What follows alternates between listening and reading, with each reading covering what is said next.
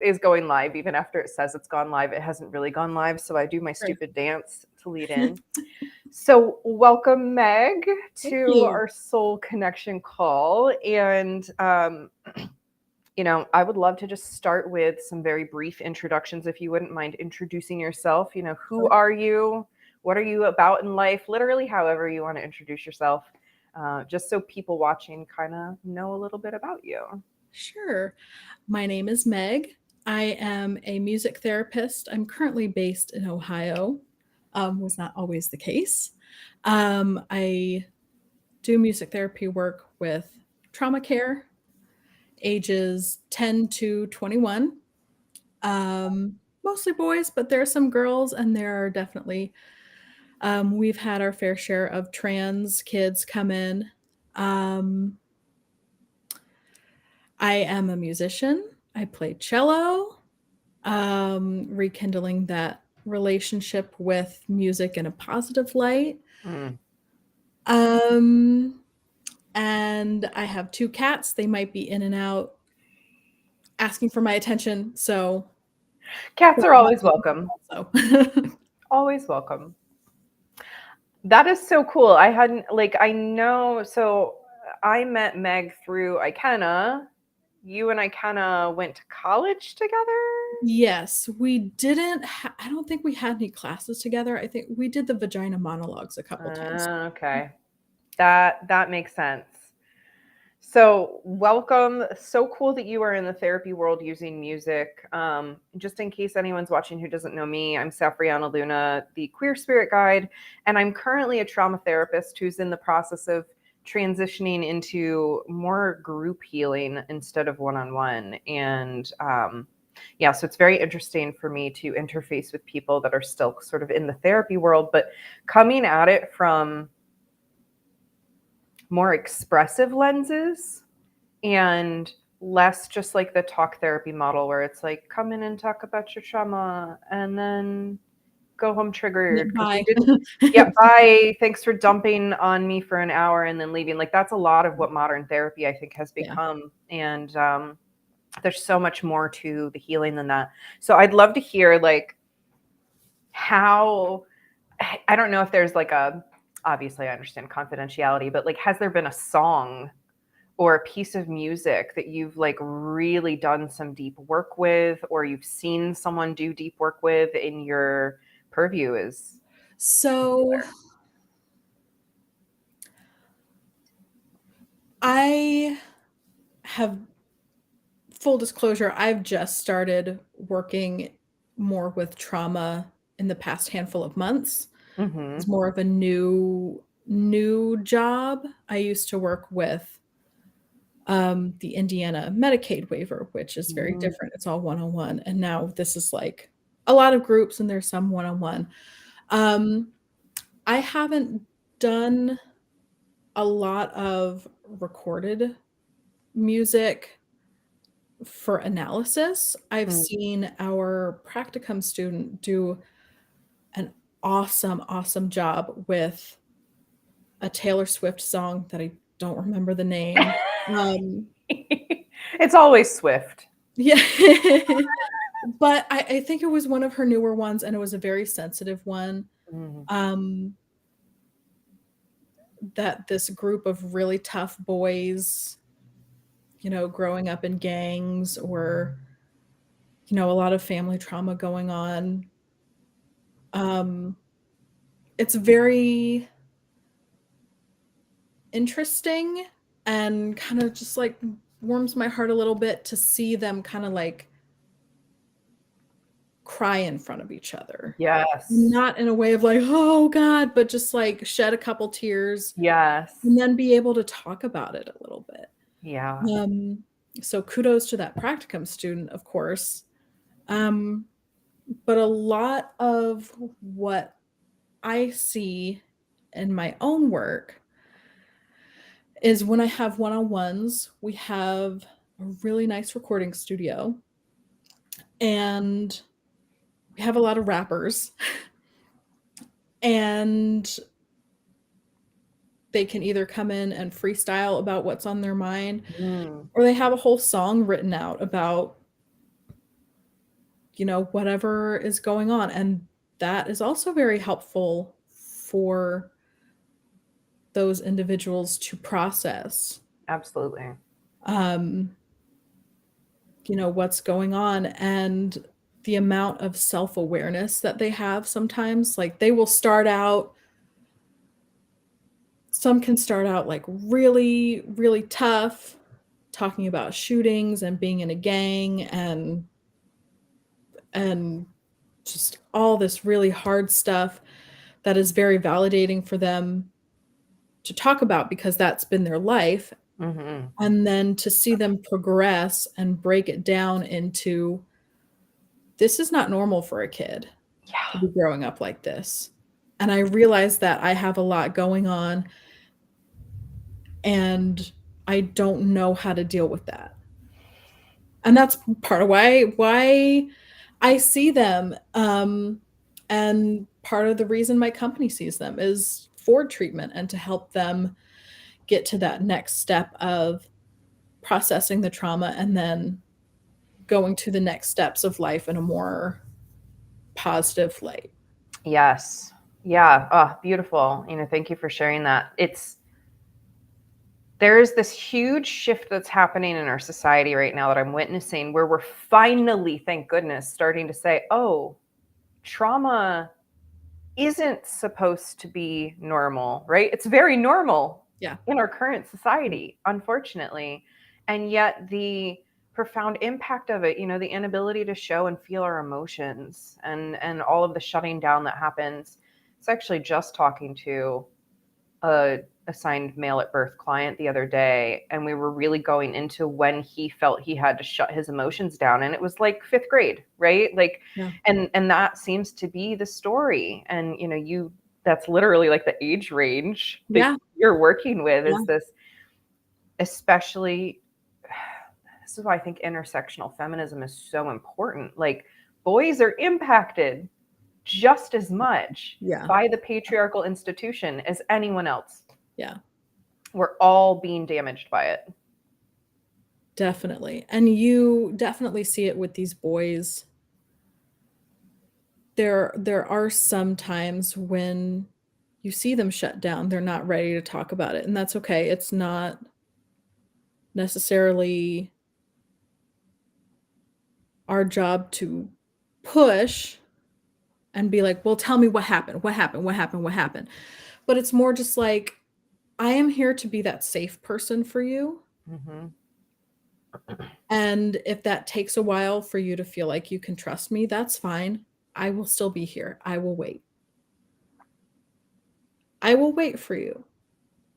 Yeah. And, no matter how long it takes, I'll still be sitting here listening to what you have to say whenever you're ready. Um, and definitely through music, that also helps. Mm-hmm. It's like they realize this is a more creative way to express what I'm going through. Right. And all these kids realize the value of music. I think there's only like 2 or 3 kids who just like music is not their thing. They don't know Right. anything about music, and it is very strange because it's like, what do you mean you don't know anything about music? But then again, it's also just like, okay, maybe that's part of the trauma and I'm not going to push that. Or maybe it's just music was not played a whole lot growing up, but it's not necessarily a trigger. Right. So we can still use it. But yeah, Oh, for it's music to be very, a trigger, music I know. itself, that Well, would be so hard. we always ask when we meet a new kid, and I say we because um, I have a friend from college who is also a music therapist and convinced me to work with her. Um, every time we meet a new kid, part of our whole introduction thing, hi, my name is Miss Meg. I'm one of the music therapists. Um, what's your favorite song? And then, are there any sound triggers or song triggers that you have? I won't ask questions about it. I just need to know so that in case it comes up, we know to avoid it. That's a good point. Like when you say even specific, are there specific sounds or songs that are triggers? Like I Mhm. can remember being in high school, and I had a boyfriend who would listen to November Rain on the phone with me all the time, and then like Metallica. And for years after our breakup as a teen, I could not listen to Metallica or Guns N' Roses without like bursting into tears Right. because it brought all those music has such visceral memories attached to it. Like when I think about certain songs, I'll flash back to the moment when I remember listening to it as a kid. Yeah. And if there's any trauma attached to that, yeah, like Yeah, that would be a lot to definitely. dive Definitely. into. And yeah, I have similar experiences with like a nasty breakup happens and then all of a sudden I can't listen to this joyful music because we used to listen to it together. Oh, yeah. Or I can't listen to this one artist that I used to like because my mother liked it and I'm not ready to feel those feelings today or something like that, or something reminds me of somebody, even if it's not like a song that I've heard before. There have been times where I'm like listening to the radio, it's a brand new song, but I'm listening to the lyrics and I'm like, oh my God. And I'm like driving to my next client or something. And I'm like, don't cry, don't cry, don't cry, don't cry, Right. don't cry. Not because I don't want to cry, but I'm about to see a client and you have to be present for them. And Oh, I know. I've yeah. been processing some big karmic stuff lately. And Right. like I've told my partners, man, between clients, I am like really trying to keep it together. And I think that that in of itself is this very interesting discussion that needs to be had in the therapy world is us taking care of ourselves as clinicians. Because I remember I'm not really big on TikTok. I have a TikTok and Ikenna has taken over it for me and will post on my behalf and all that good stuff now. Uh-huh. I don't even touch it. But they were sharing with me this whole like group of therapists on TikTok being like, is it okay for us to drink beverages in front of our clients? What if I'm 3 minutes What? late because I need to go to the bathroom? Is that okay? And this is societal stuff, right? This Yeah. idea that we have to be perfect and completely put together. So I've even challenged myself, like if a client says, how are you doing today? And the answer is not genuinely, I'm doing great. I will say something to the effect of, it's been a challenging few weeks and I'm Yeah. really glad that I get to share this space with you. Yeah. And then I just turn it back around to them, like showing this common humanity that we share. Yeah. That also shows up in the music therapy practice as well. Um, there's so many different routes I could go right now, but Oh, I know these conversations all I'm like, oh man, we need to have like three more conversations because we right. need to follow this thread and this thread and this Maybe thread. you need like part twos and part threes of all your conversations with everybody. I very well might just do that. Yeah. Um, so I am currently taking a continuing education course about resiliency and burnout, and that it also ties in very much to self-care. It is a very popular course because burnout happens so frequently and so fast for a new music therapy professional when it shouldn't. Yeah.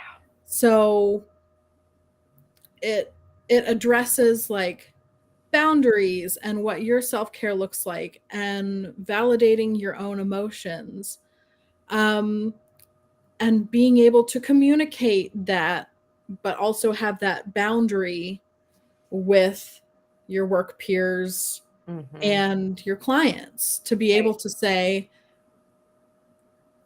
hey Jimmy, I'm not feeling so good, but I'm here for you still. And how are you doing? And have that honest conversation. And you don't have to get into all the details. You can Exactly. always put that boundary up and say, I don't want to talk about it so much. It's a little personal, and I don't think I need to concern you with it. But I do want to let you know that, hey, I'm not feeling so great today, but I still wanted to see you. Yeah. Um, Humanizing, right? yeah, Humanizing these yeah, conversations. exactly. Because we as therapists, we're not immune to the trauma. We're not immune to feelings or anything like that. We feel all these things. Again, we're human beings too. Like Yes.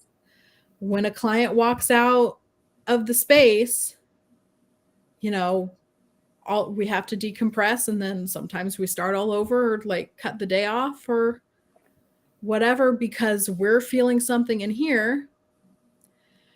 And I've been noticing that in my work, now that I'm with a different population, um, it is very different. And it is a lot of every single day, I'm like, okay, this kid said something that made me very angry.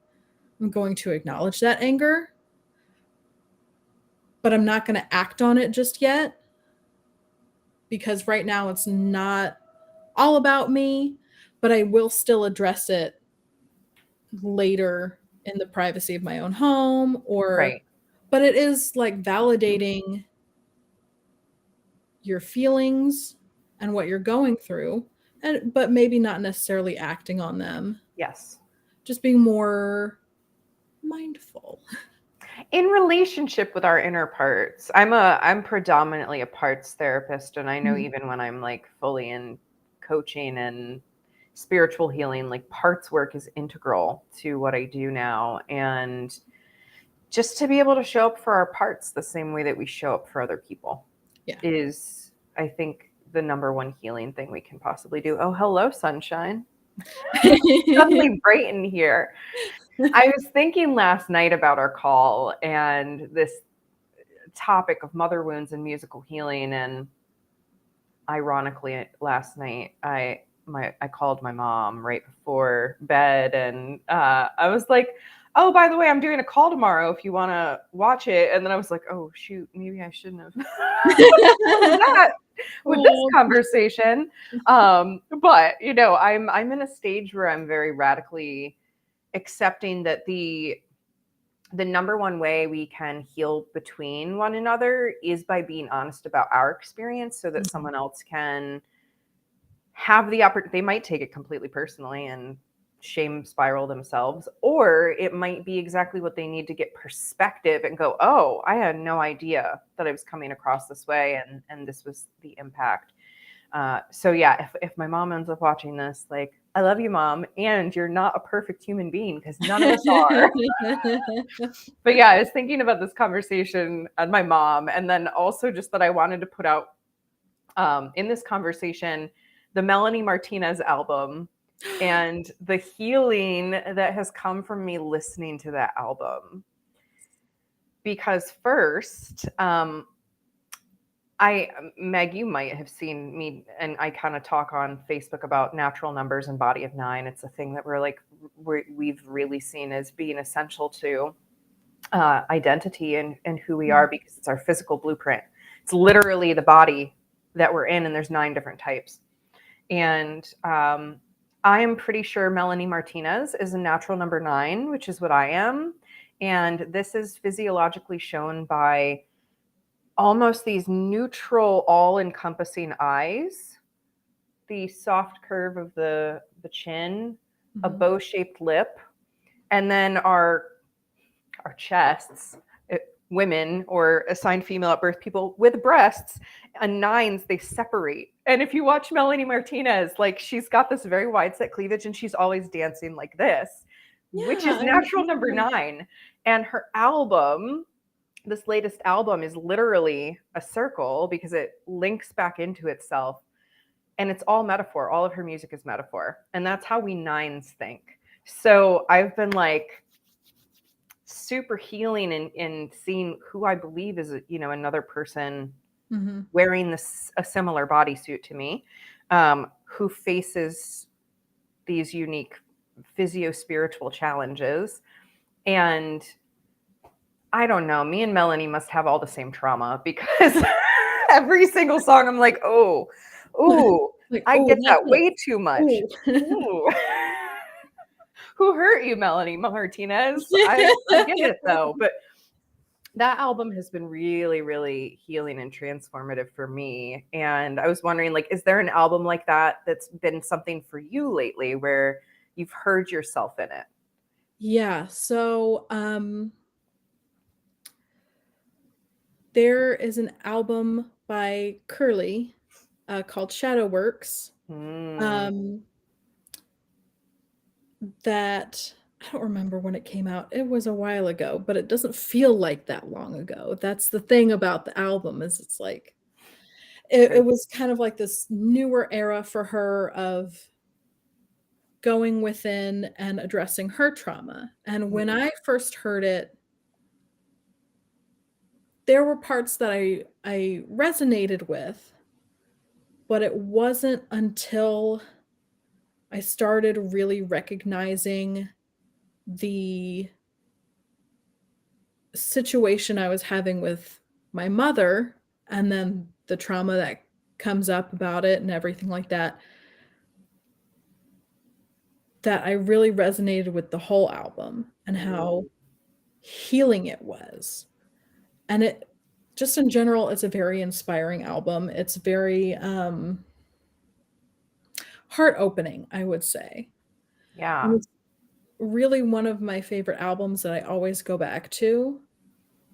And she released kind of like this mini album right before it that has songs like Feral Hearts and Blossom and Diamond Hard um, that kind of like blends in with that Shadow Works era Mm. that I also really resonated with.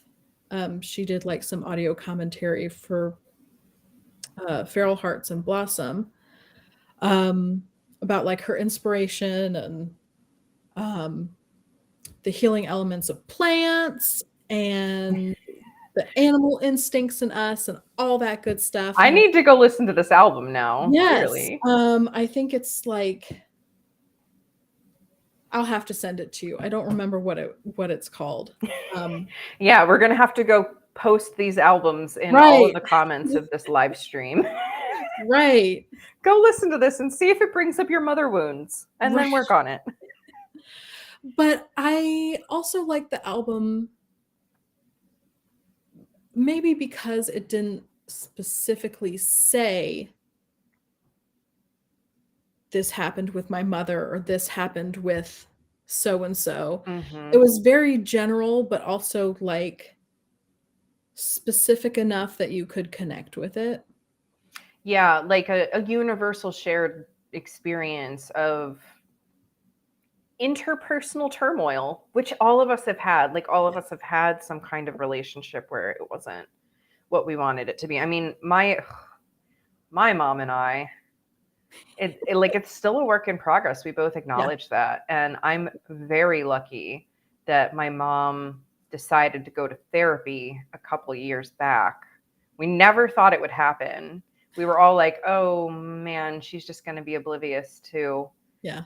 things forever." And then she put herself in therapy. I'm so proud of her. And Yeah. very few of us in this generation can say, "Yeah, my parent is actually stepping up to do their personal work." Yeah. I will say though, it's very important that not only we're starting to do it, but that we actually do it because I Mm-hmm. feel like that's what my mother was missing. She went to the same therapist for years and years and years and years and years and years and years. And it just, every time she and I ever interacted, it always felt like she was more trauma dumping and using me as a second therapist as opposed to helping the relationship Mm-hmm. and actually doing the work that that she could have done in therapy. It was like it's, it I feel like it shows when you don't do the work. Mm-hmm. You can kind of And tell when people are getting the vocabulary, but they're not but they're implementing not it. like Yeah. connecting the dots. Yeah. And it felt like my mom was definitely intelligent. She had the vocabulary. I feel like she knew what the words meant, but she didn't feel what the words meant. That makes sense. Or that she would absorb it all for a day and then would just always fall back into the same patterns. Um, so yeah, I mean that was really disappointing to see, to the point where I felt like I had to cut that relationship off. Mm-hmm. Um, and then by the time I had made that decision, it was about a week or so before she actually passed. So it was like, oh shit. Oh, and then the door So is just it's there. The door is closed. yeah, yeah, That's hard. What was that like for you to acknowledge, like, I'm making this energetic boundary? And then circumstances unfold out of your control outside of that boundary. yeah. Um, it was kind of jarring, honestly, Imagine. but it wasn't to the point where I was completely off guard, if I'm going to be honest. Right. And I am going to be honest. Yes. um, it was just very.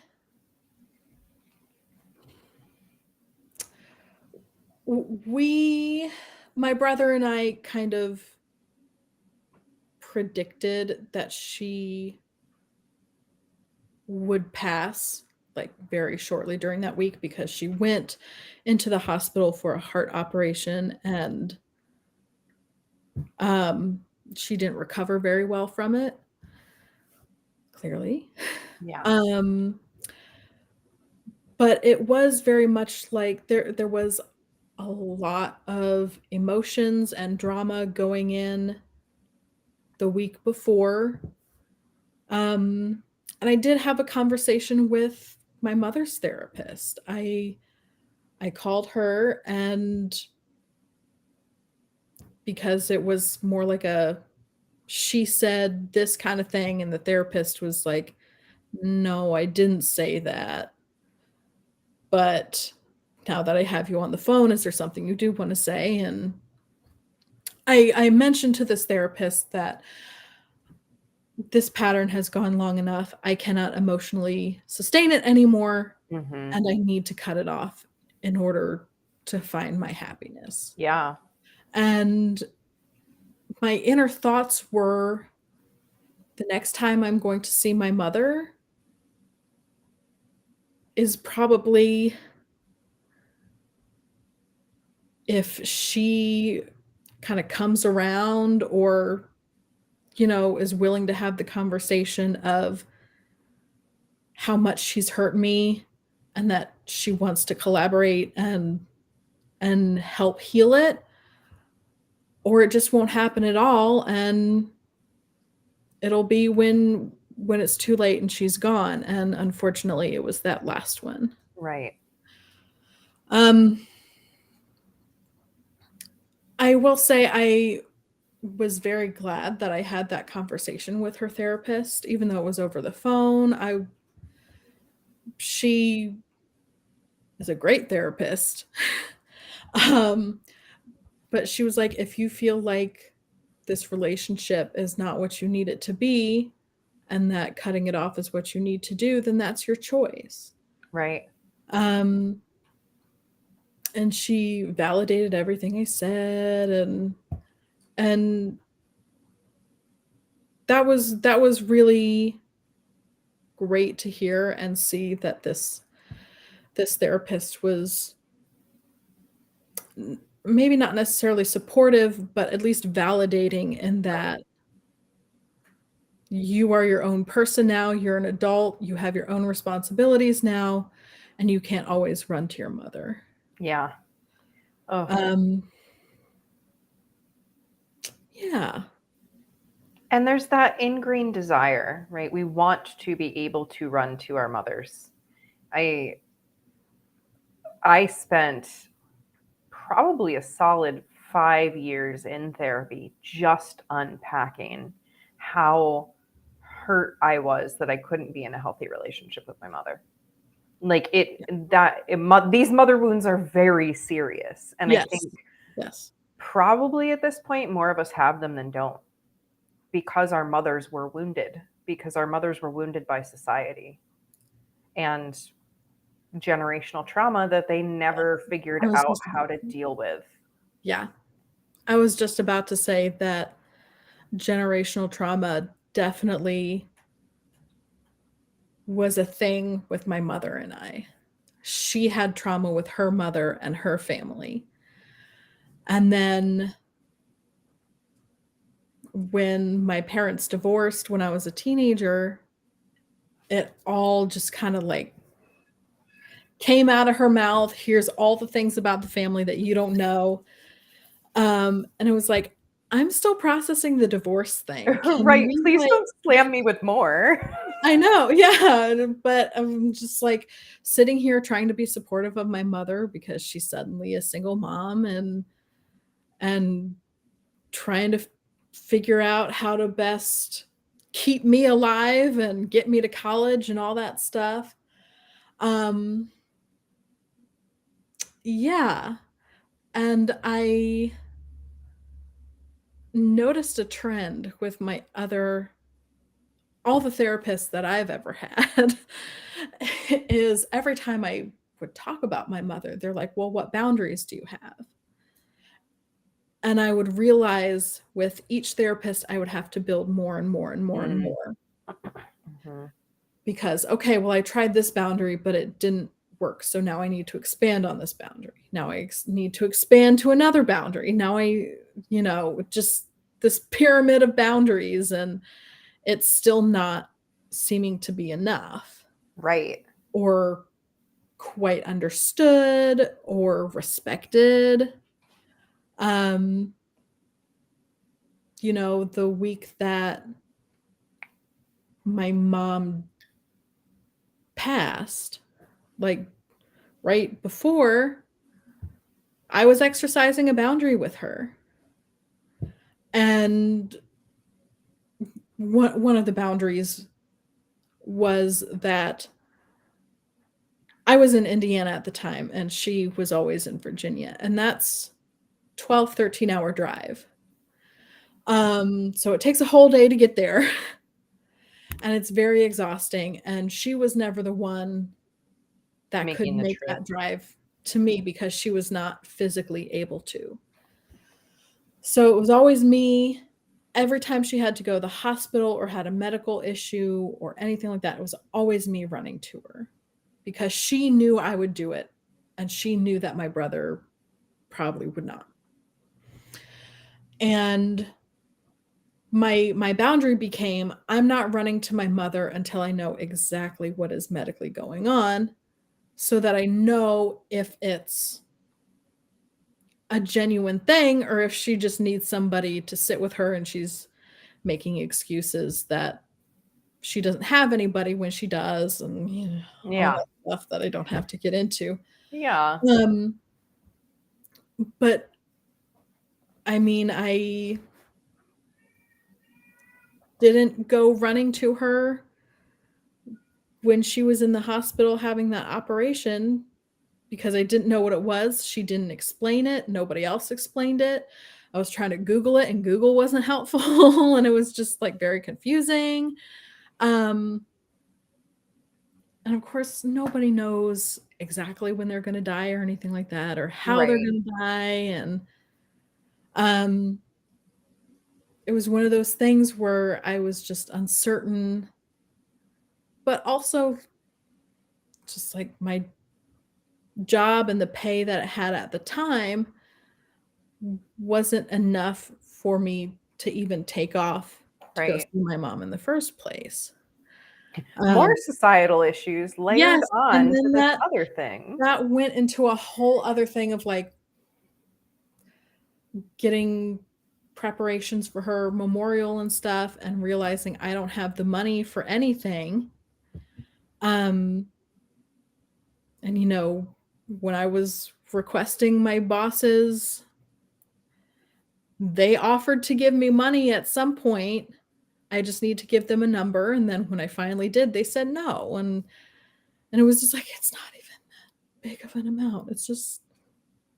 I mean, I had to leave a position I absolutely loved because they could not afford to give me a raise to pay that would allow me to serve myself with the chronic conditions that I have.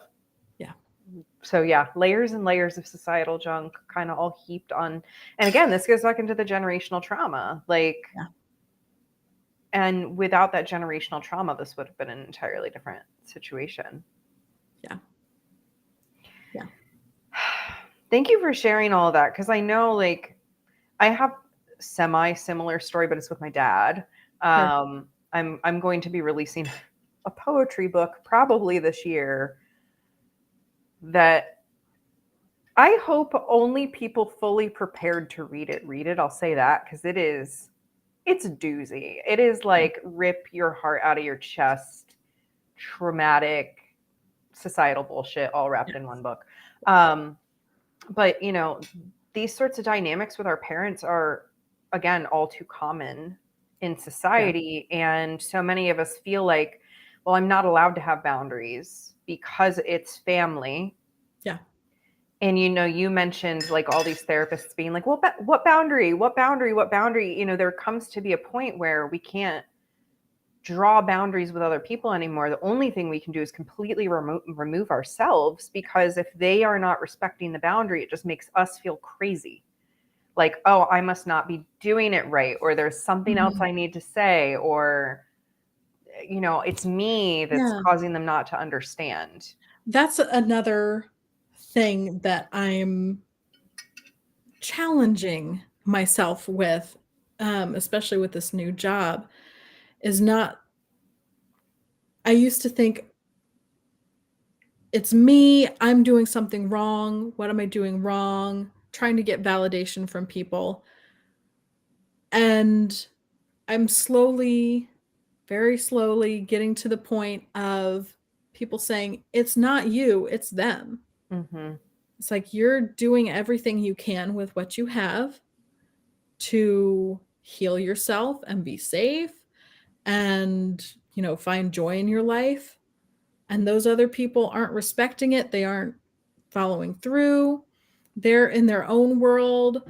It's not you. And sometimes that's hard to hear because you're wanting to hear people say, oh, try this, try this, try this, We do want a this, do this, do solution this. to stay in Yeah. relationship. And then just sitting and being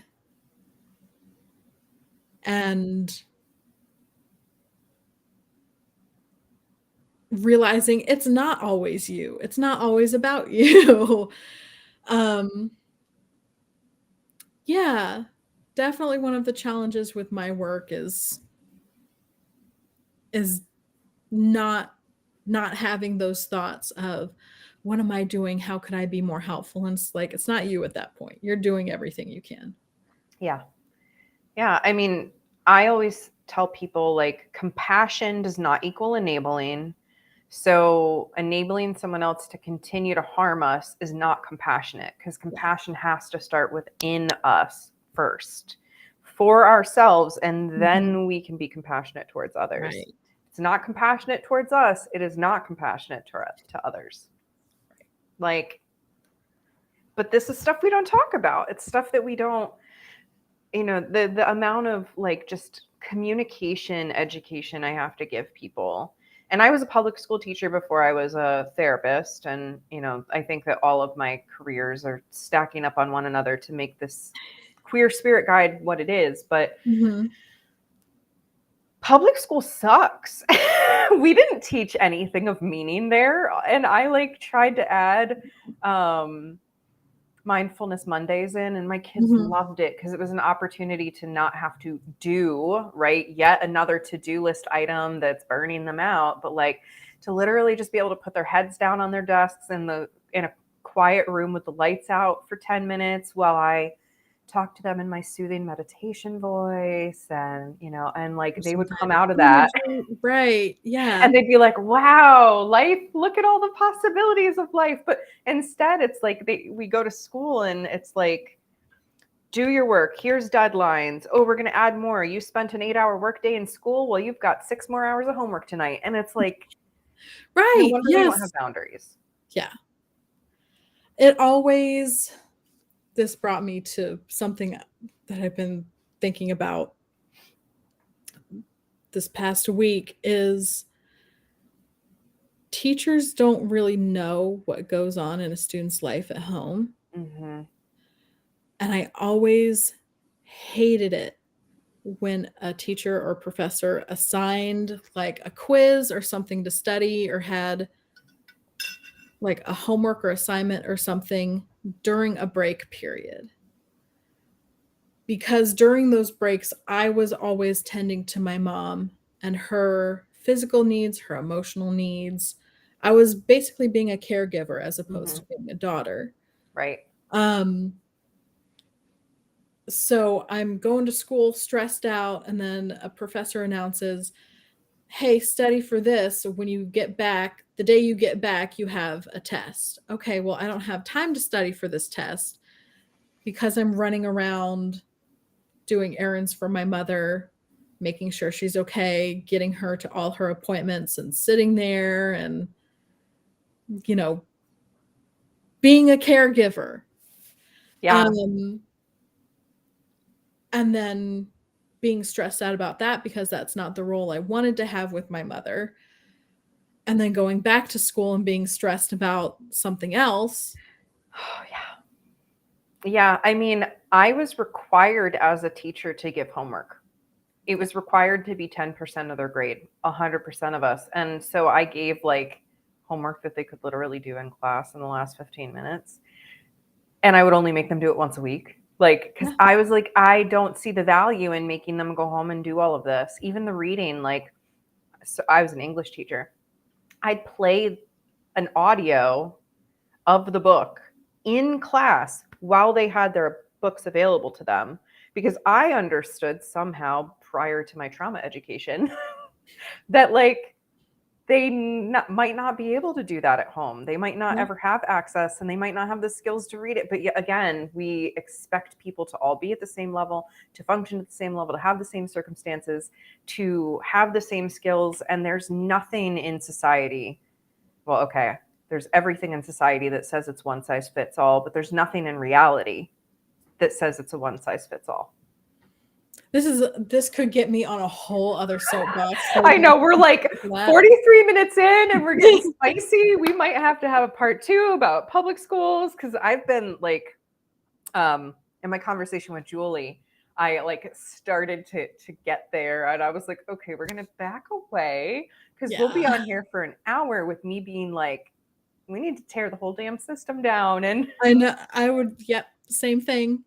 Me too. I'm rabble rousing at this point because I'm so fed up with the expectations placed on us by a hierarchical authority figure that doesn't make any sense. And who is this authority anyway? And why do I care? And yeah, there's so much to say on that. But we're gonna have to do a part 2 for another time. Stay tuned, folks, because there's lots of spicy conversations to be had in modern society. But yeah. Thank you for being willing to, share these vulnerable perspectives just about the work that you do and even your relationship with your mother, talking about loved ones, especially once they've passed, can be hard. I know that that's how I feel about my poetry book about my father, because I can acknowledge that his highest self is all that really exists anymore. And like, that is not going to be mad at me. But damn, if I released this poetry book while he was alive, wouldn't be pretty. So still talking about these things is very challenging. And, it takes a lot of courage to speak about them publicly. So thank you for that.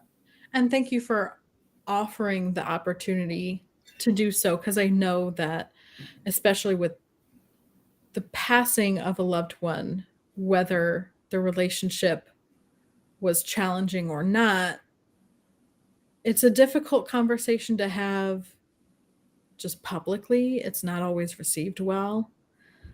Um, Real quick, it brings me a little bit to Jeanette McCurdy's book, I'm Glad My Mom Died, which I have not read, but I've seen a lot of interviews for it and a lot of varying reactions from Oh, different interviewers. sure. Um, and I will just say the interview that I enjoyed the most when she was doing her press tour was with Drew Barrymore, because Drew Barrymore got it. Mm-hmm. And the other interviewers did not. Yeah. And they were more for like the shock factor as opposed to the real valuable conversations. The trauma, Yeah. the pain, the Yep. suffering, the misunderstanding, the junk. Yeah. Yeah. All that. And yeah, I mean, I have learned recently, if you're not having conversations that people can both agree and disagree with, then you're not really having a real conversation, right? You're just kind of trying to appease the masses, and Yeah. it's not, doesn't really do anything. Yeah. I think I see the universe, all of creation, all of humanity, all beings as rainbow, right? And some Mhm. of us are red and some of us are green, and we're very much on opposite sides of this giant spectrum, this cosmic swirl of whatever we are. And green people don't have to be red people. Red people don't have to be green people. Yeah. Red people are going to get along better maybe with orange people because they're right there, and like there's some overlap between the colors, but we don't have to hate green people for being green people and red people for being red people. We can find harmony in this and say, oh, you're allowed to We're all have your colors of the rainbow. Yes, exactly. So yeah, we'll have to do a part 2 and talk more about public schools and how people don't understand what's happening at home and all that good stuff, because I think it's a very important conversation. And I honestly, as I'm kind of theorizing where I'm going next after I move out of one-on-one services, it's activism in public spaces that impact large numbers of people, such as public education. It's going to be hard work, but important work. As well as therapists, because therapists need to be taking better care of themselves because they're supposed to be taking care of the mental needs of their people. Just saying. Yes. So Completely agreed. I'm glad that you are taking care of yourself. You're, learning more about burnout and self-care and all that, because that to me is the sign of a strong clinician, is one who puts themselves and their ability to handle their own stuff first. Definitely. So thank you for what you do in the world, and thank you for this conversation. You're welcome. All right. Well, to our viewers, thank you for tuning in. Let us know if you caught the replay, and I will see you back here in a few days for another Soul Connection call, and hopefully we'll get you back on here, Meg, at some point. Yeah, and have that would more be conversations. nice. All right.